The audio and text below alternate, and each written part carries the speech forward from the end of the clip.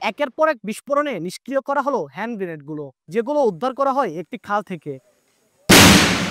রোববার দুপুরে বগুড়ায় ঢাকা রংপুর মহাসড়কের পাশের বার্কি খালে পরিবারের 2 সদস্যকে নিয়ে মাছ ধরতে যান স্থানীয় যুবক মানিক। পানিতে জাল ফেলার পর 2 দফায় 2টি করে 4টি গ্রেনেড উঠে আসে জালে। খবর পেয়ে পুলিশ ও সেনাবাহিনী ঘটনাস্থল গিয়ে পুরো এলাকা ঘিরে ফেলে।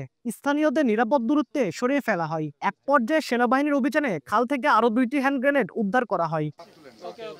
পরে সন্ধ্যা 7টায় ঘটনাস্থলে আসে বগুড়া সেনানিবাসের 4 ইঞ্জিনিয়ার্স আর্টিলারি ব্রিগেডের বম ডিসপোজাল ইউনিটের 6 সদস্য। প্রায় 2 ঘন্টার চেষ্টায় একের পর এক বিস্ফোরণের মাধ্যমে নিষ্ক্রিয় করা হয় সক্রিয় গ্রেনেডগুলো। দুই পাশের লালাতে আমরা শেষে হঠাৎ করে আপনার ওই প্লেটে ধাক্কা খেলো।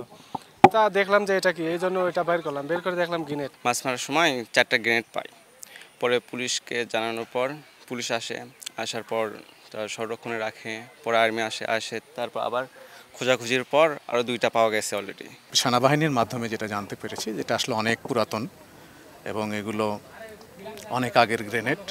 সেনাবাহিনী জানায় খাল থেকে উদ্ধার হওয়া হ্যান্ড গ্রেনেডগুলো লোহার আবরণে তৈরি আরজেস 36 মডেলের। আব্দুল আউয়াল, সময় সংবাদ, বগুড়া।